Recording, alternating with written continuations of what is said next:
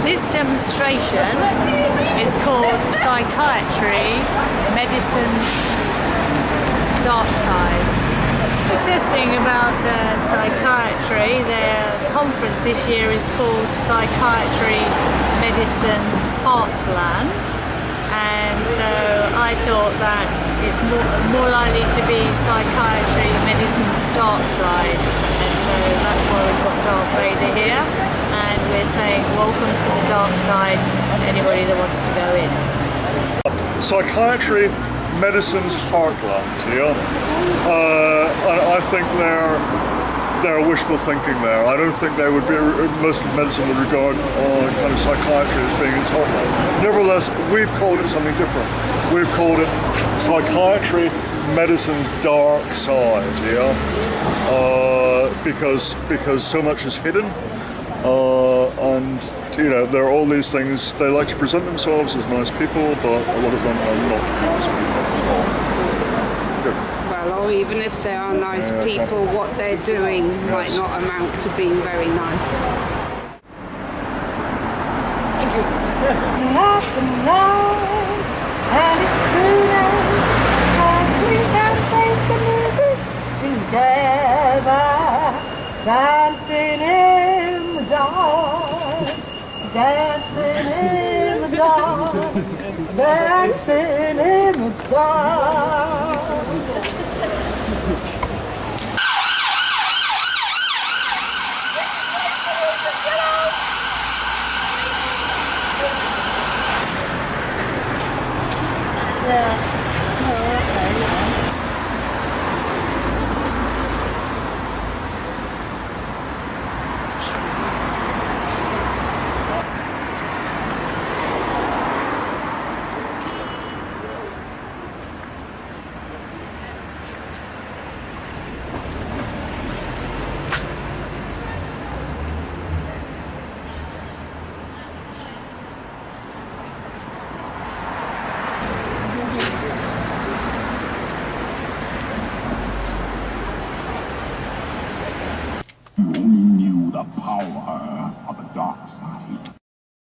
No, what we think of when we think of the big Bedlam is the 18th and 19th century Bedlam, when it did become a much larger and more modern kind of asylum. Inmates are confined sometimes to cells, other times to sort of wooden cubicles and shared dormitories.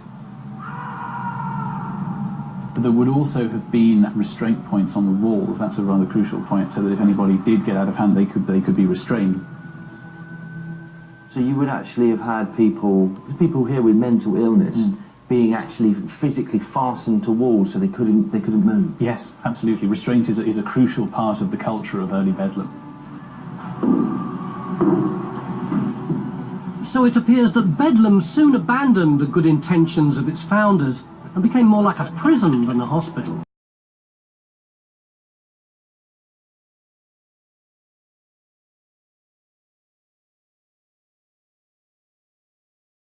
There'll be cases when a person is simply saying, I don't want the injection, I'd rather take my medication in tablet form. From what I've seen, they won't hesitate to then use physical force on that person.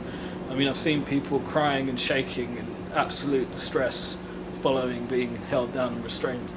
And, you know, this is a psychiatric hospital. A lot of the patients here have a lot of fears. They feel they're being persecuted. They have a lot of, you know, sometimes strange ideas about, you know, being kidnapped or sort of hunted and things like this. So can you imagine how it's going to be for a person like that to be forcefully taken by 6 people, held down and injected? But from what I've seen, the professionals don't seem to appreciate the impact of what they're doing. A patient in a psychiatric ward, you're in a very, very difficult situation. You know, you've lost your freedom, you're taken away from your friends and family, you're forced to take medication you don't want to take, and the more angry you get, the more chance of that being seen as part of your illness. I see people come into the hospital, they get worse. From what I've seen people get worse because they get so upset about being imprisoned in hospital, then they start acting up, and then that's seen as their illness. Also, you use the word imprisoned in hospital. Yeah. Do you see, like, this hospital as similar to people being in prison? A lot of my clients have told me that it's worse than prison, because I've worked with people who've been in the prison system as well, and they said at least in prison they don't force you to take medication and you know when you're going to get released. I've heard that 2 or 3 times, people saying they actually prefer prison to the hospital. First an inpatient, they wouldn't let me out at all. For the first 2 weeks I was stuck indoors. I wasn't even allowed down to the garden. Then what happens is that the psychiatrist grants you half an hour escorted leave, maybe twice a day. Escorted means you have to be accompanied by a nurse. So you're then faced with the problem of trying to persuade a nurse to take you down to the garden. And they won't take you. They're too busy. They're short-staffed. Any excuse not to take you. And this is a human right. Fresh air and exercise is a human right. And it is enshrined in the UN Convention on persons with disabilities, on the rights of persons with disabilities, which actually says you have the right to refuse treatment. That means everyone. And I've been told, one of the senior social workers on my team said, oh, that's for people with physical disabilities. No, it isn't. Because some of the people that worked on that with the UN were psychiatric survivors.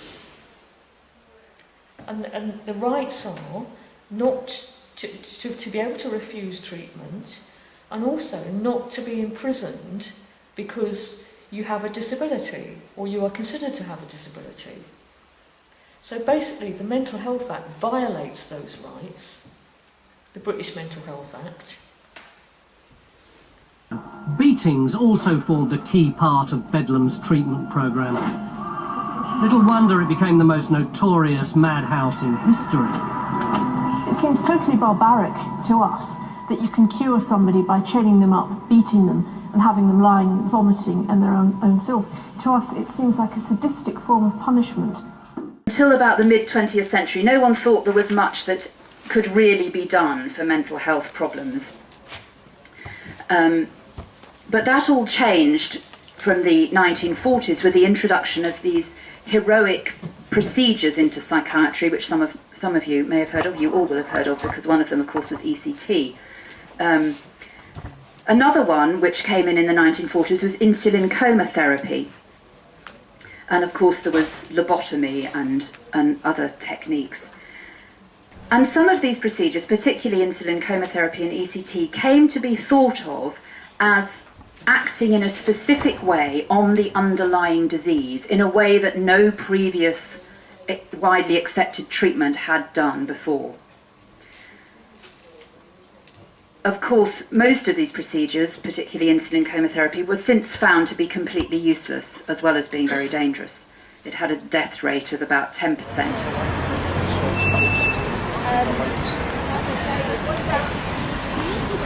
When you talk about ECT, electroshock therapy, people say, oh no, we don't do that anymore. And there's a common conception, we do not give ECT anymore in this country. But we do. And I've met quite a few people who've been given ECT treatment, and I've even met someone who was given it without their consent. The person was refusing to have the treatment, but they were still taken off to the ECT room, knocked out unconscious, and had electricity run through the brain. And the reason they did it, even though the person was saying no, is because there's a loophole in the law where basically if they argue the person doesn't have the capacity to understand that the treatment is helpful or it's a medical treatment, then they can give it to the person on that basis. So the example of this person was someone who believed that she was in prison. She didn't think she was in hospital, she thought she'd been taken off to prison, which in some ways she had. She had been detained in hospital, so it wasn't a million miles from the truth, but because she didn't believe she was in hospital, they could argue that, well, she doesn't understand what the ECT is, so we can still give it to her. And all that happens is the doctor comes and signs a piece of paper, and then they can do it.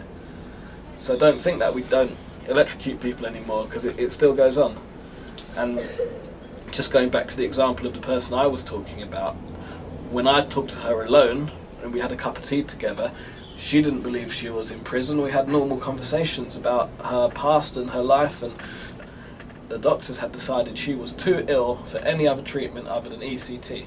So when she goes in the room to see the doctors, she becomes terrified. She starts believing she's in prison. and then they justify giving her the ECT. If someone had spent some time sitting and talking to her, they might not have needed to, induce a seizure, run electricity through her brain. So ECT does still go on, and it is still given to people who don't want to have it. Electroshock therapy, my friend, a device that combines the best features of the sleeping pill, the electric chair, and the torture rack. You kidding me? Hell no. They strap you to a table. You're touched on each side of the head with wires. Zap! Punishment and therapy in one shocking package. In the asylums of the 20th century, a new breed of treatments meant to cure the most seriously ill. Some, like lobotomies and drug-induced comas, fell out of favour as the old asylums closed down. One, though, is still quietly being used in hospitals up and down the country. ECT started out as an experiment. Doctors noticed some heavily distressed patients would suddenly improve after an epileptic fit. Passing an electric current through the brain could trigger a similar seizure, and they hoped a similar response. 75 years later, it's still one of the most controversial, most divisive treatments in mental health. The next step then is to set up monitoring to make sure that he's safe during the treatment. And then at that point, I was in a position to put the electrodes on each side of his head and initiate the seizure by passing the electric current. Cool.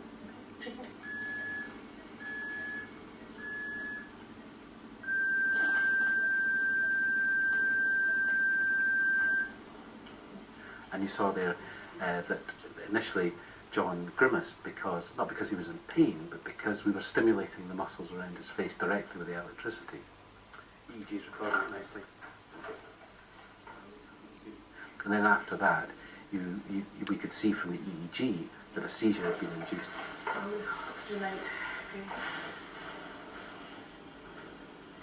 We had a holiday in Egypt. It was February 97, and so it would have been just a few months before that ECT, and it has wiped all memories of this holiday. Helen Crane was given 2 rounds of ECT in the late 90s. She now blames the second course for wiping out years of her memory and making her forget even basic words and phrases. Immediately afterwards, very bad headaches. But then you think, well, I've just had this treatment. That's perhaps to be expected. But immediately I knew something wasn't right. I knew I had this instinct that something was wrong with my mother. But I couldn't remember that she had died. And then I had to say to my husband, Chris, what's happened to my mother? And he had to tell me that in fact she had died nearly 2 years earlier. And that was quite devastating, because it's like going through bereavement all over again. Getting the words wrong is a nuisance, it's annoying, it's pretty...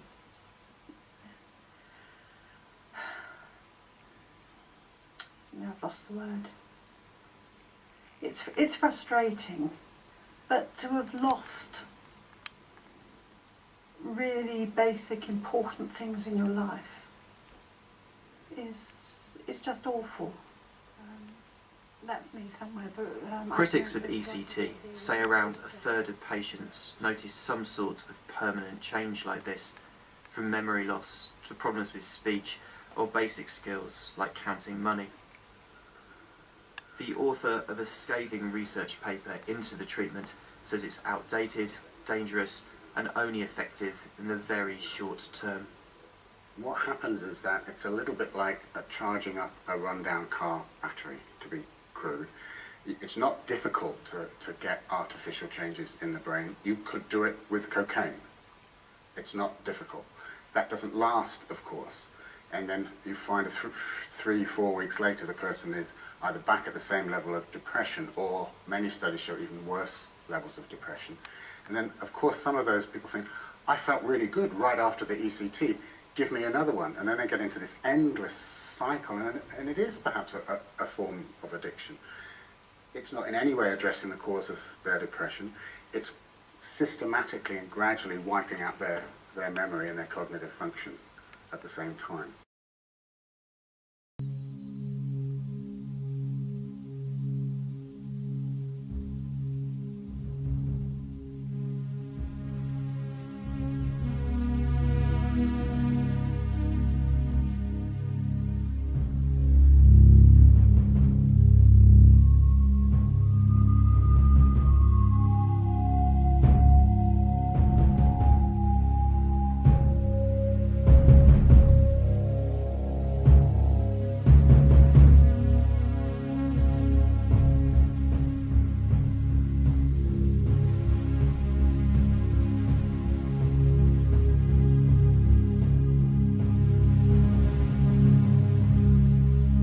Nowadays, you can go to your GP and get diagnosed with bipolar disorder if you've got a certain sort of GP for the sort of symptoms that a few years ago would have been diagnosed as being depression, and probably 10 years before that diagnosed as anxiety. And that has partly come about because of a very concerted campaign by the drug companies to expand the diagnosis of bipolar and the prescription of the drugs that are associated with it. Even though there's no evidence that antipsychotics or mood stabilizers or any other drug smooths out moods or does anything useful for variations in emotion.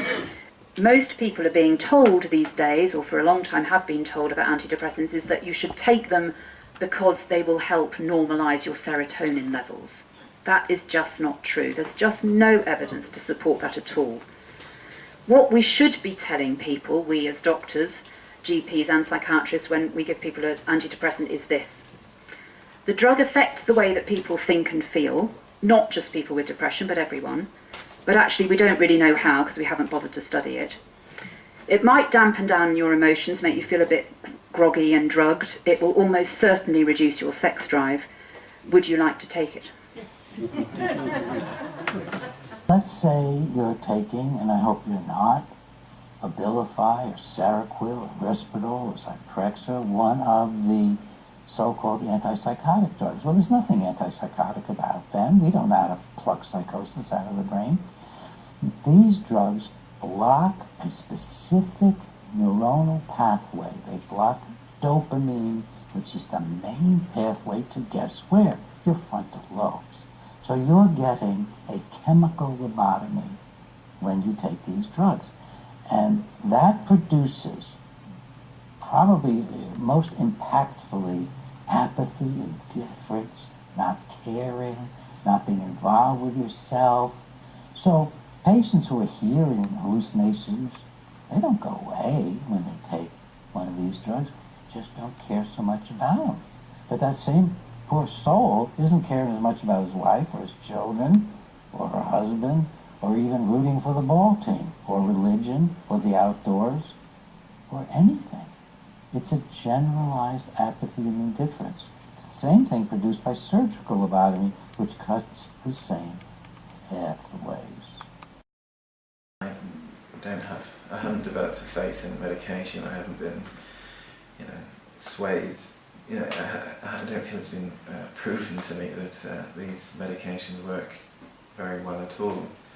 An example would be a young adult, an actor, and the psychiatrist didn't know what was wrong with him, and I wasn't working particularly with him. I didn't know the reasons for admission, but I don't think they were particularly severe.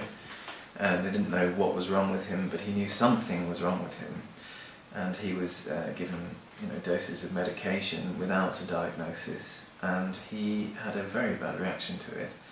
And anyone can read the medication and see that antipsychotics or whatever he was put on has side effects of mental health problems, and this person had a reaction, and he flew off. He became aggressive. He wanted to escape. He couldn't sit still. He saliva, and the psychiatrist, when I sat in the ward round, said that we'd uncovered a hidden psychosis, and that's ridiculous. I think I can't believe, who am I? But I haven't got the training, but I couldn't respect that diagnosis. And he was in and out for, until I left, stopped working there. But you feel that reaction was brought on by the medication, not by some underlying hidden psychosis. There's an underlying hidden psychosis. I mean, I'm sure, I don't know, he may have levels of aggression that he sits on. I don't know. I mean, who hasn't got problems? But the fact that he reacted in such a strong way after being medicated, to me, is not evidence of a hidden psychosis. Should really highlight and should really bring into question what effect the medication is having. I mean, that should be the primary question. That's what's been introduced to him.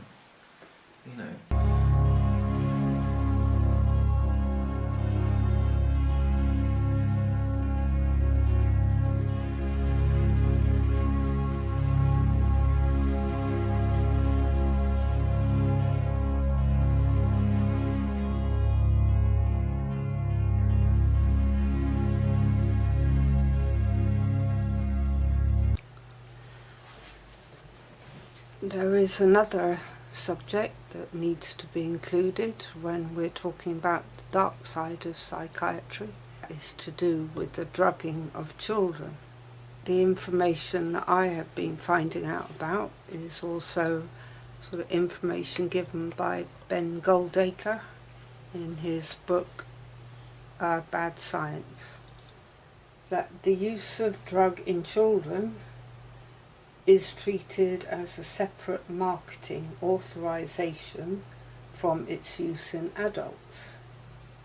This makes sense in many cases because children can respond to drugs in very different ways, and so research needs to be done in children separately. But getting a license for a specific use is an arduous business, requiring lots of paperwork and some specific studies. Often this will be so expensive that companies will not bother to get a license specifically to market a drug for use in children. So it is not unusual for a drug to be licensed for use in adults but then prescribed for children.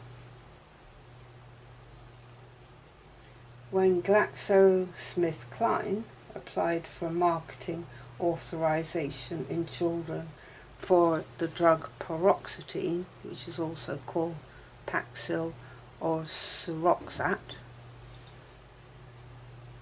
an extraordinary situation came to light, which then triggered a long investigation in the history of UK drugs regulation. The reason for this was because between 1994 and 2002, GlaxoSmithKline conducted 9 trials of paroxetine in children. The first 2 failed to show any benefit, but the company made no attempt to inform anyone of this by changing the drug label that is sent to all doctors and patients. In fact, after these trials were completed, an internal company management document stated it would be commercially unacceptable to include a statement that efficacy had not been demonstrated, as this would undermine the profile of paroxetine. In the year after this secret internal memo, 32,000 prescriptions were issued to children for paroxetine in the UK alone. So while the company knew that the drug didn't work in children, it was in no hurry to tell doctors that, despite knowing that large numbers of children were taking it. More trials were conducted over the coming years, 9 in total, and none showed that the drug was effective at treating depression in children. Now, paroxetine, because it was then realised that it actually increases feelings of suicidal ideation and suicidal behaviour in children and adolescents, it is now not being used, or shouldn't be being used, for those under the age of 25. Testing has found, one, it's not effective, but also then it can actually increase symptoms of depression and suicide.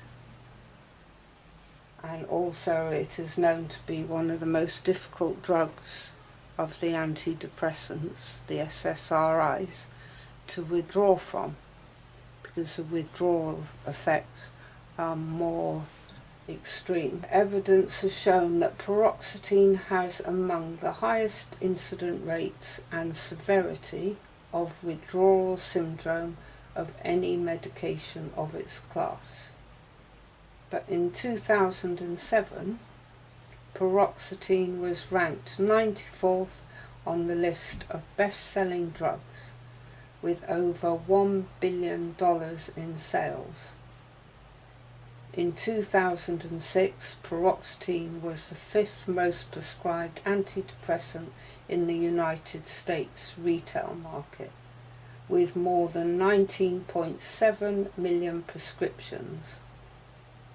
In 2007, sales had dropped slightly to 18.1 million, but paroxetine remained the 5th most prescribed antidepressant in the US. The children that were given paroxetine weren't simply being given a drug that the company knew didn't work as a treatment for depression.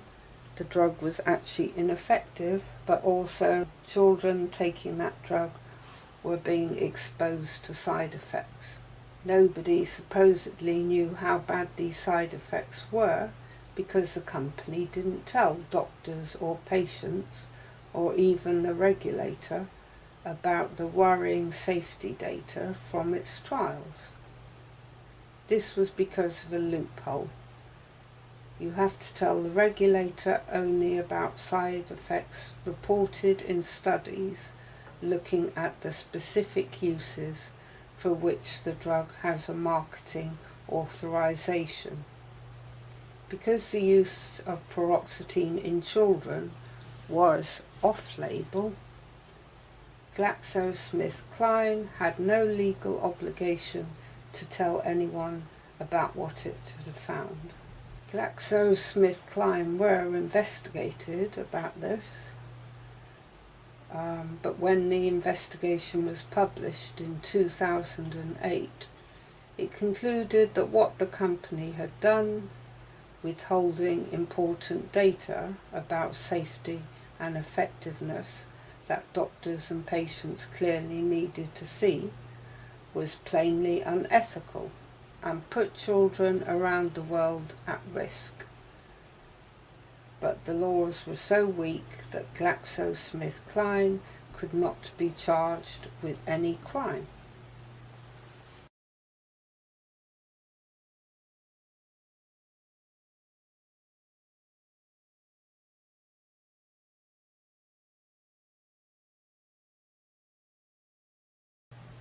According to manufacturers of ADHD stimulants, they are associated with sudden death in children who have heart problems. They can bring on a bipolar condition in a child who exhibited no sign of the disorder before taking stimulants. They are associated with new or worse aggressive behaviour or hostility. They can cause new psychotic symptoms, such as hearing voices and believing that things that aren't true, or new manic symptoms. They can also lead to sleep problems, and those taking these medications can end up feeling more subdued and sort of their emotions dampened.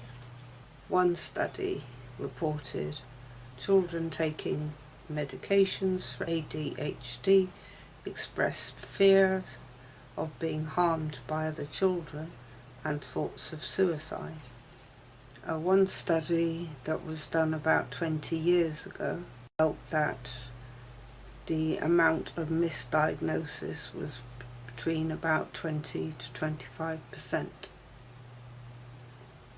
In 1997, 3% of American school children had received the diagnosis. In 2013, this had risen to 11%, about 6.4 million, between the ages of 4 and 17, about 15.1% of boys and 6.7% of girls. By high school, the figure rises to about 20% of boys. In 2008, $5.5 billion were made in sales of ADHD drugs. By 2016, it is thought that it will be between 12 and 14 billion dollars. DSM-5 that came out last year has raised the age at which a child can be diagnosed from 7 to 12 years old. In the previous version, DSM-4, symptoms had to be present by age 7. Now diagnosis can be made up to the age of 12. There is an estimate that 20 million more children are now eligible to be told they have ADHD. 69% of those who are responsible for DSM-5 admit to a tie to the pharmaceutical industry. So it has been thought that the time has now come to seriously reconsider whether the heavily pharmaceutically funded American Psychiatric Association should continue to be entrusted with the revision of the DSM. But it is also known that the drug companies also pay out a lot of money to do with the marketing of these drugs. And psychiatrists also will be given financial incentives for either prescribing the drug or either just giving their opinion that the drugs would be effective. So psychiatrists in certain respects are being paid off, or certainly given an incentive of one sort or another to actually prescribe these drugs. One other thing that Ben Goldacre tells us is that the data that is published by these drug companies is actually withheld from everyone in medicine from top to bottom. NICE, for example, the National Institute for Health and Clinical Excellence, which was created by the British government to conduct careful, unbiased summaries of all the evidence on new treatments, is also unable either to identify or to access data on a drug's effectiveness that has been withheld by researchers or companies. NICE has no more legal rights to that data than anybody else. even though it is making decisions about effectiveness and cost effectiveness on behalf of the NHS for millions of people. It is entirely normal for researchers and academics conducting industry-funded trials to sign contracts subjecting them to gagging clauses that forbid them to publish, discuss or analyse data from their trials without the permission of the funder. The United States, if you get your diagnosis and it's a DSM-5 recognised diagnosis, then your insurance company will cover the costs of of any treatment. And if your diagnosis is not recognised by DSM-5, you won't. You know, there's an example where the classification system is tied very closely to who gets help, and that a lot of worries are attached to that. I agree with Simon that it can be incredibly important to have a diagnosis if that will allow you to get access to treatment, which you can't get another way. And it is true that NICE, for instance, will only approve certain treatments if you've got a diagnosis and you're in a certain stage. By staying in this hospital, they've taken away my peace of mind. Before this happened to me, I had faith in the psychiatric system. I knew nothing about it really. I didn't really think about it. I just thought what everyone else thought, you know, mentally ill people need to be maybe locked up, drugged. I had no idea. I had no idea what went on. After this, what happened to me, I was just completely shocked. I was just shocked about how the nurses behaved, how the doctors behaved. Psychiatrists didn't seem to be doing anything. And the more I've read since I've come out, you know, I realise that a lot of the things that the psychiatrists are told about in their training is actually untrue. That a lot of these trials are untrue. The pharmaceutical companies have got a really big say in everything. And it's quite scary. It's quite scary. These people they can do what they like with you.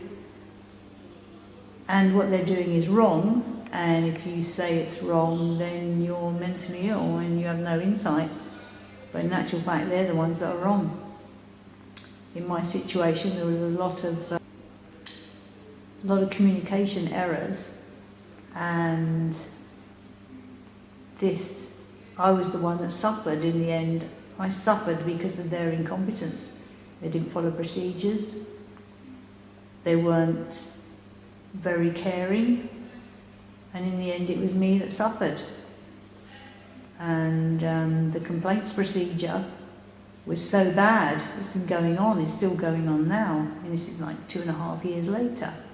Anybody that's really mentally ill would not be able to cope with this. It's really stressful having to live through it all the time. When I wake up in the morning, I think about it, what happened to me in that place. I'll never forget it.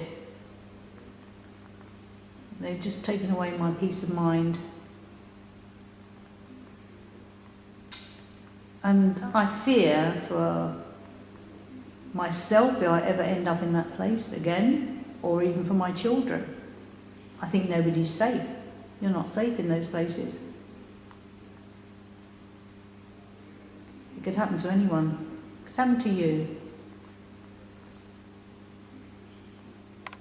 It's not like it used to be terrible and now it's great because of the medication. We're actually forcing people to take very dangerous medication with horrible side effects. If they don't take it, we tell them it's because they're ill, and we force them to take it. So it's not like things have got that much better since the bad old days of the lunatic asylum. They really had found themselves in the inferno.